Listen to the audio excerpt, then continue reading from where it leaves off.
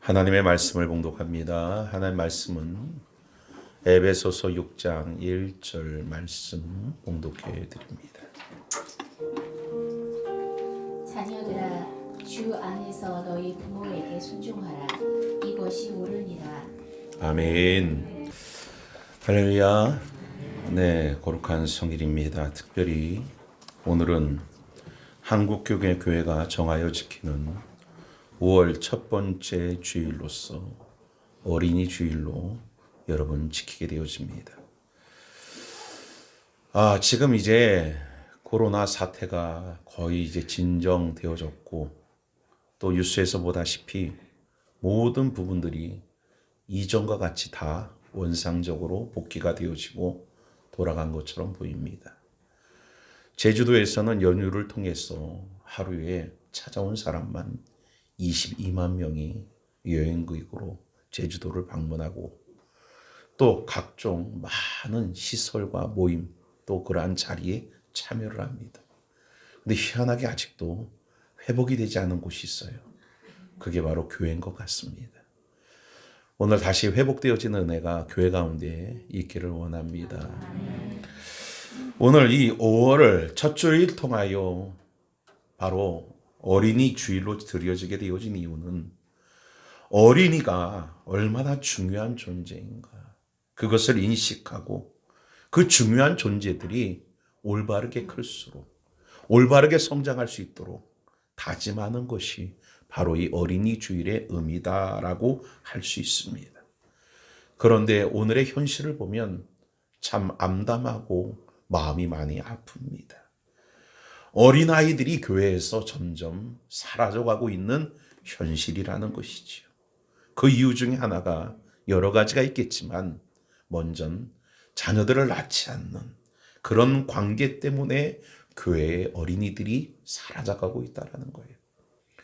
예전만 해도 보통 자녀들을 둘씩, 셋씩, 그 이전은 더 많이 낳았겠지만 보통 둘 정도는 낳고 살았어요. 그러더니 어느 시절에는 하나만 낳아 잘 기르자라고 사람들이 마음을 갖더니 이제는 자녀조차도 낳고자 하지 않는 모습으로 오늘 이 시대가 점점 어그러져 가고 있다라는 겁니다. 그러다 보니 어린아이가 부족한 이 시대 속에 교회 학교, 바로 교회 가운데 주일학교 또한 여러분 아이들이 점점점 줄어들고 있다라는 거죠. 제가 전도사 시절에도 여러분 그 사역을 할 때 지금도 생각이 납니다. 예전 망우 우리 시장 지하에 교회가 있을 때의 교육관에 아이들이 모여 예배를 드릴 때 아이들이 얼마나 많았는지 그 당시만 해도 앉기조차 비좁을 정도로 여러분 바닥바닥 앉아서 80여 명 가까이 넘는 아이들이 예배를 드렸던 적도 있었습니다. 오늘날 10분의 1로 줄지 누가 알았겠습니까? 그런데 그것이 우리 교회뿐만 아니라 지금 이 시대의 교회의 상황이라는 것입니다. 그래서 한국 교회의 70%가 교회 학교가 없답니다. 주일학교 예배가 아예 없다라는 거예요. 70%가 이렇게 위축되어 가고 있다는 겁니다. 또 한 가지는 세상의 가치가 오늘 교회 학교에 큰 고난과 어려움을 주었다라는 겁니다. 아이들이 절대적으로 부족하다 보니 부모들이 아이를 소중하게 여기죠. 이전에 중국이 아이를 여러분 그 가운데 하나밖에 놓지 못하도록 법으로 제정했었습니다. 그래서 하나 이상을 낳으면 그것에 대해서 엄청난 벌금을 물리게 되어질 때쯤으로 부모들이 자식을 하나밖에 낳지 못하여 소왕자라는 얘기가 들려질 정도로 아이를 귀중히 여겼었습니다. 마찬가지입니다. 오늘날도 아이를 적게 낳다 보니 그 아이가 굉장한 여러분 가정에 있어서 중요한 존재가 되어집니다. 그러다 보니 그 아이를 잘 키우고 싶은 욕심에 세상의 가치를 자꾸 불어넣어줍니다. 공부하게끔 만들고 그 공부하여서 성공할 수 있게끔 만들기 위하여 그 아이들의 신앙 교육은 뒷전이 되어져 버리고 결국 세상의 가치로 그 아이들을 무장시키는 일들이 오늘날 발생되고 있다는 겁니다. 또 한 가지는 이번 코로나 사태로 인하여 교회 학교에 엄청난 타격이 일어났다라는 겁니다.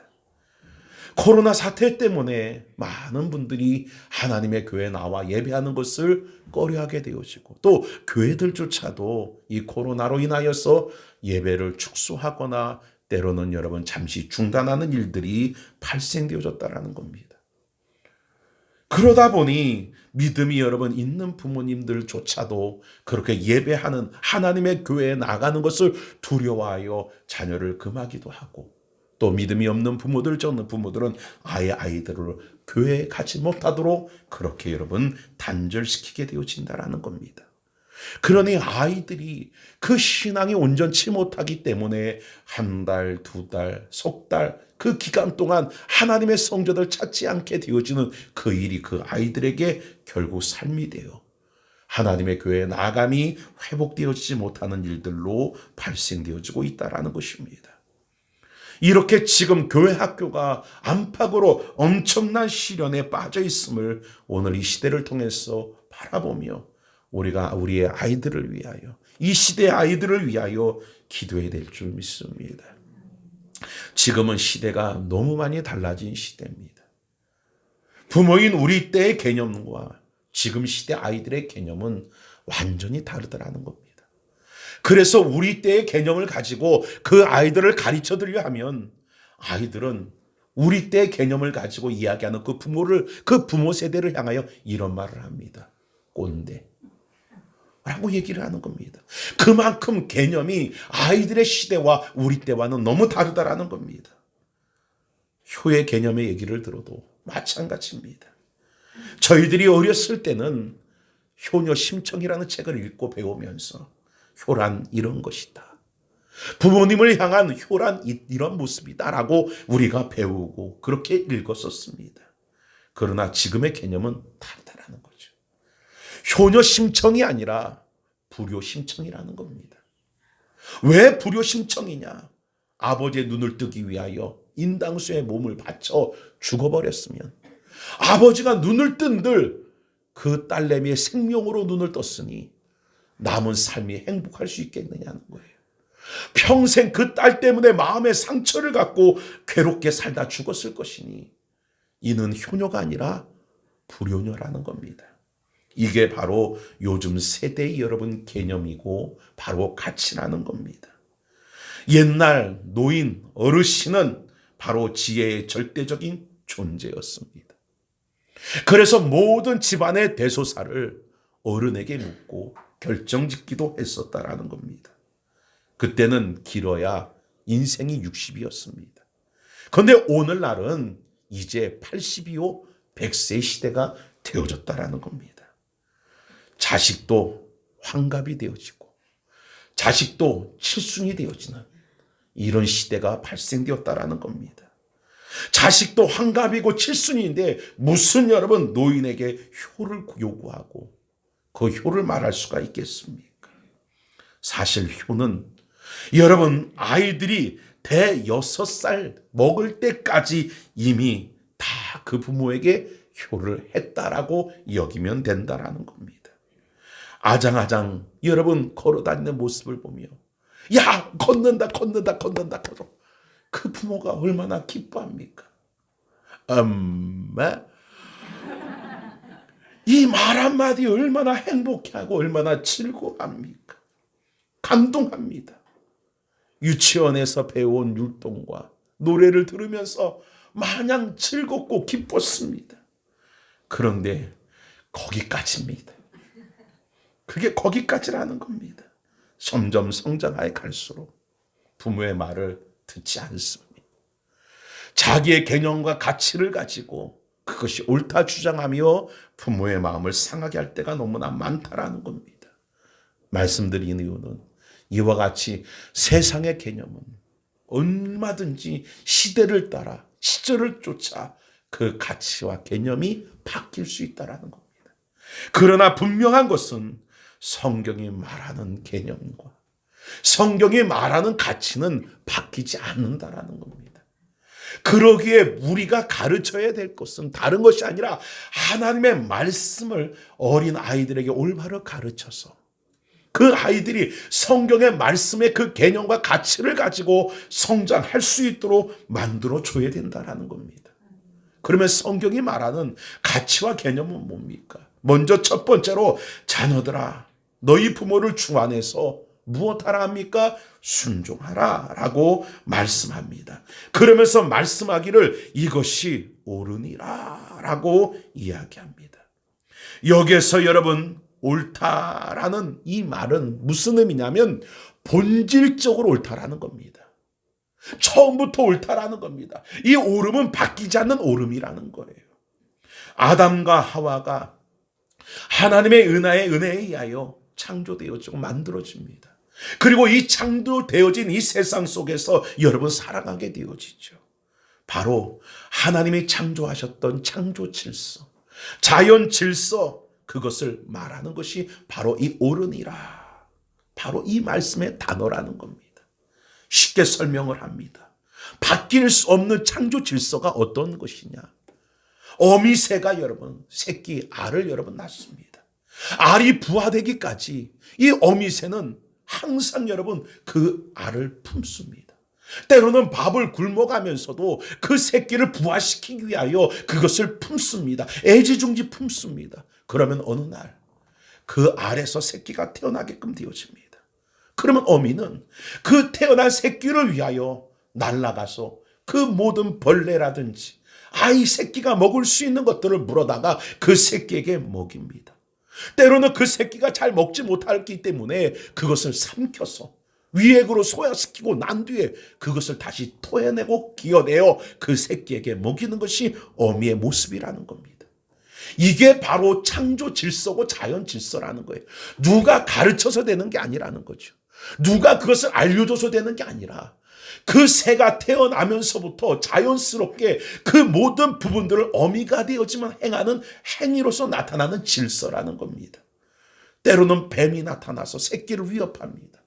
때로는 짐승이 나타나서 새끼를 위협합니다. 그러면 어미새가 어찌합니까? 소리를 여러분 내면서 날아다니며 새끼 근처에 가지 못하도록 위협을 하고 다른 곳으로 그 짐승들을 여러분 그렇게 돌리게끔 만들게 되어진다라는 겁니다.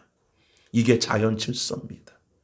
태어난 새끼가 부모의 도움을 받고 태어난 새끼가 어미새의 보호 속에 살아가게 되어지는 겁니다.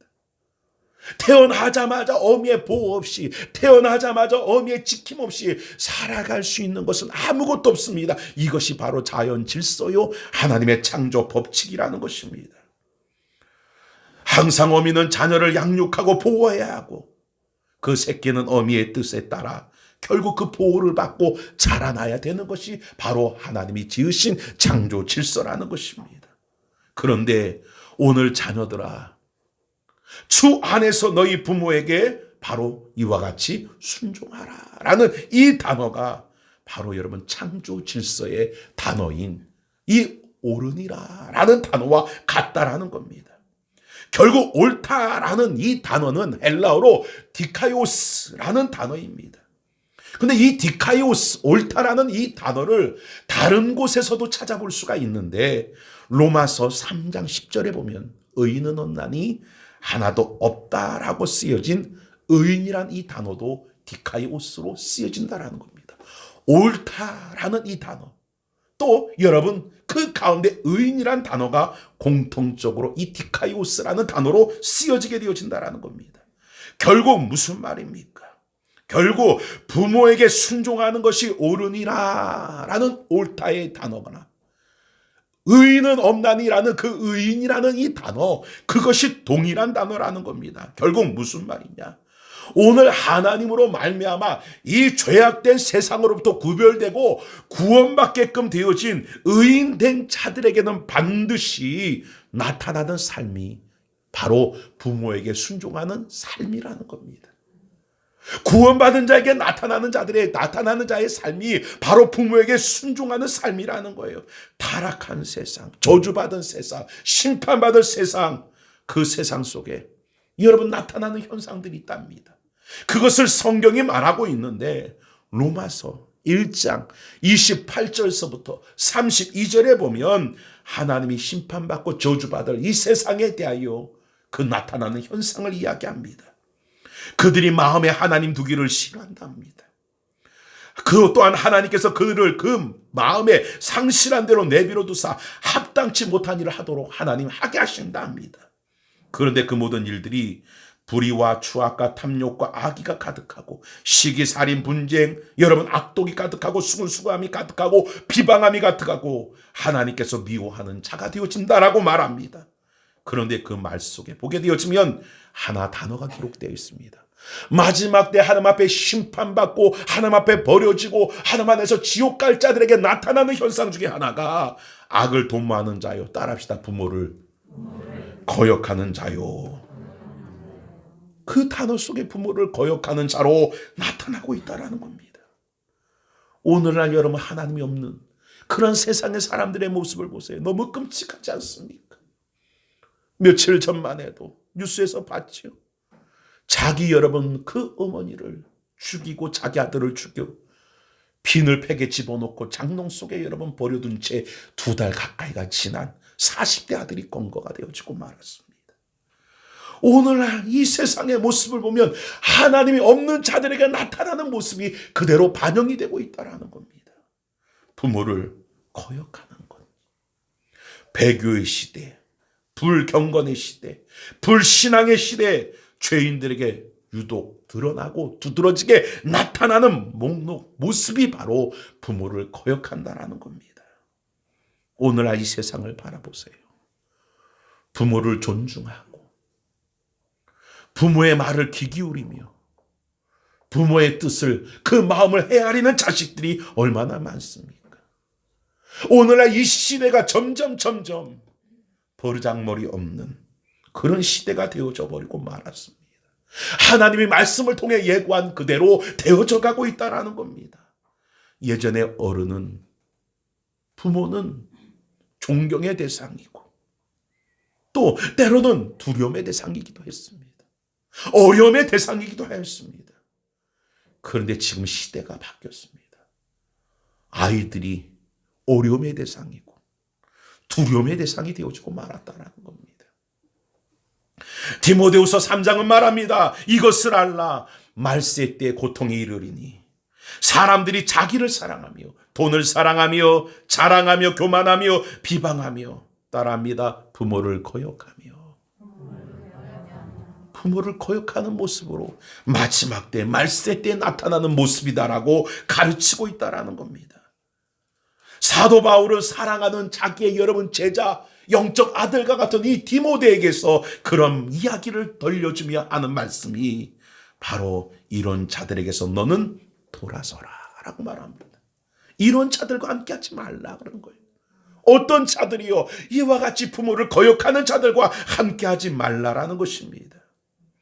부모에게 순종하는 것, 부모에게 공경하는 것 해도 되고 안 되는 것이 아니라 구원받은 성도의 삶 속에서 반드시 나타나야 될 모습이라는 거예요. 뭐가? 순종이, 복종이, 이게 바로 디카이오스, 옳으니라. 이게 옳은 삶이라는 겁니다.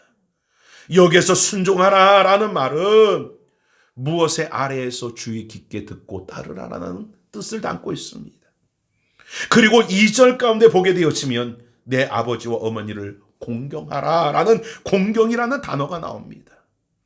오늘 이 공경이라는 이 단어는 하나님을 공경하고 경건히 예배드린다라는 뜻입니다. 히브리어로 공경을 샤라고 단어를 사용하고 있는데 이 단어는 하나님을 영화롭게 한다, 영광을 돌린다라는 겁니다.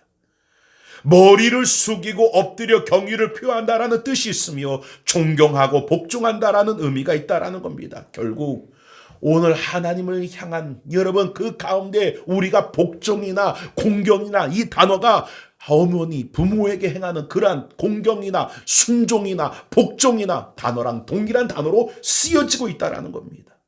그러면 이 단어의 의미를 깊게 보게 되어지면 하나님께 드리는 예배, 하나님께 드리는 영광, 하나님께 드려지는 순종, 하나님께 드려지는 모든 복종, 이것은 부모에게 여러분 순종하거나 복종하거나 부모를 따르지 않는 자에게는 하나님이 그들이 드리는 예배나 그들이 행하고 있는 모든 신앙의 삶의 것들을 받지 않으신다라는 얘기입니다. 결국 부모에게 제대로 하지 않는 자를 하나님은 하나님 앞에 나와 아무리 열심히 한다 할지라도 그것을 인정하지 않는다라는 것입니다. 그러면 왜 성경 안에서 우리가 부모에게 순종해야 되는지 그 부분을 우리가 찾아봐야 되는데, 먼저 첫째로 우리가 본 것처럼 그것은 하나님의 창조 질서, 바뀌지 않는, 변화되지 않는 바로 이러한 여러분 질서이기 때문에 그렇습니다. 하나님이 세운 질서가 어긋나는 그 순간 세상은 무너져 버리잖아요. 그러지 않습니까? 세상이 무너져 버리지요. 오늘 해보세요. 지금 이게 유튜브로 나가서 듣고서 그걸 가지고 여러분 고소하면 저는 걸려가서 이제 벌금은 300만 원 물지만, 지금 실시간 유튜브로 여러분 나가고 있어야 할지라도 듣는 사람이 많지 않기 때문에 제가 얘기합니다. 창조 질서를 보세요. 하나님은 남자와 여자를 만드셨어요. 창조 질서를 보세요. 암컷과 수컷을 만드셨어요. 그런데 오늘에 보세요. 인간의 욕심이 수컷과 암컷이 아닌, 남자와 여자가 아닌 바로 같은 여러분 동성을 여러분 탐하게 만드는 죄악으로 나타난 겁니다.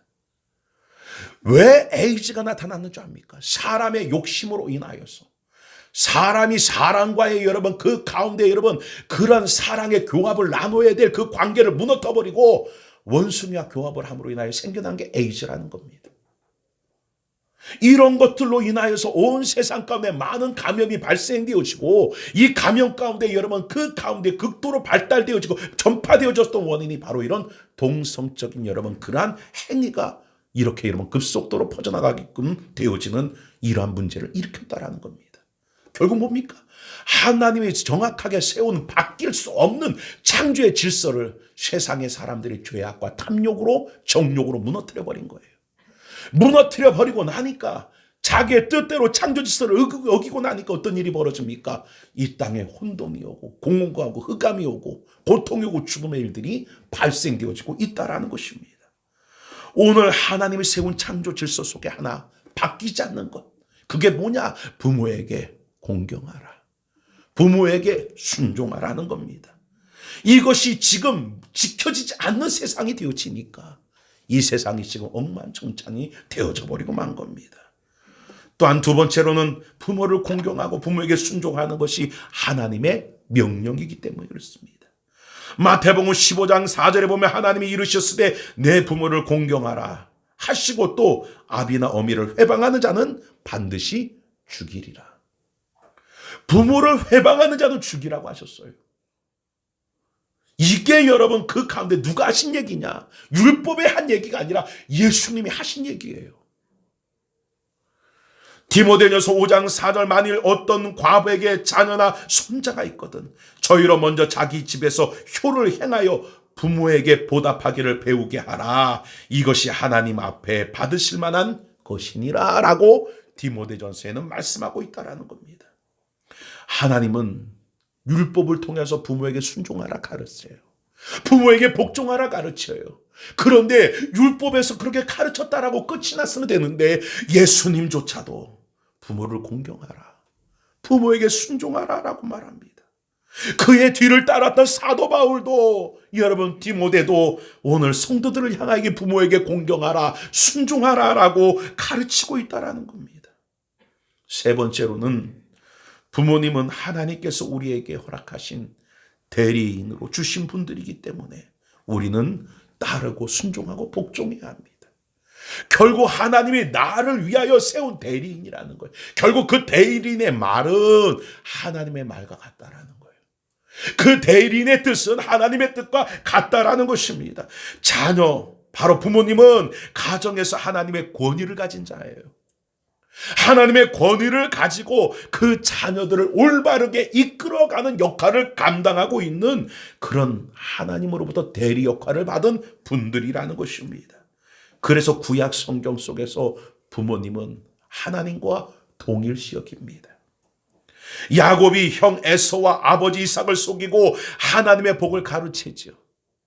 하나님의 복을 가로챘을 때 에서가 와서 내게도 복을 달라고 아버지에게 여러분 애원합니다. 하나님의 축복을 내게도 나누어 달라고 울부짖습니다. 아니, 에서가 하나님의 축복을 여러분 받고자 하면 하나님께 직접 구하면 되잖아요. 그런데 왜 아버지에게 내게도 하나님의 축복을 나누어 달라고 울며 불며 아버지에게 매달렸겠습니까? 그 이유는 그 부모가 하나님의 축복의 대리인이기 때문입니다. 아버지는 하나님의 대리인이기 때문에 아버지를 통해서 하나님의 뜻이 이루어지고 아버지를 통해서 하나님의 축복이 이루어진다라고 구약에서는 그것을 믿고 있었기 때문입니다. 맞습니다. 성도의 가정은 여러분 바로 이 부모가 아버지가 하나님의 여러분 대리인이라는 사실을 잊어서는 안 됩니다. 그래서 성경에도 보면 셈과 야벳이 아버지의 수치를 가리고 덮어드렸어요. 오늘날 그런데 그게 없습니다. 아버지의 허물과 수치를 가려주는 아들들이 아니라 끄집어내는 자식들이 되어졌어요. 그리고 그것을 공격하는 자식에서 부모가 부모다워야지, 아비가 아비다워야지, 똑바로 못하면서 무슨 부모야, 이런 세상이 되어져 버리고 말았어요. 그것이 성경에서 말하는 옳은이라가 아니에요. 부모가 때로는 불합리할 수도 있어요. 부모가 내가 생각하기에 옳지 못할 수도 있어요. 하지만 하나님의 대리자로서 오늘 그의 사랑 속에, 그의 모든 보살핌 속에 나를 이 땅 가운데 보내주신 하나님의 뜻이 있기 때문에 때로는 그 부모의 수치를 덮어주는 자가 되어줘야 되는 겁니다. 우리가 알다시피 셈과 야벳은 덮지요. 그런데 그것을 까발리고 드러내고 그것을 여러분 그 가운데 이야기한 사람이 있습니다. 자식 중에 그가 누굽니까? 함이지 않습니까? 결국 그 함은 어떤 일을 당하게 됩니까? 형제들의 종이 되어지고 맙니다.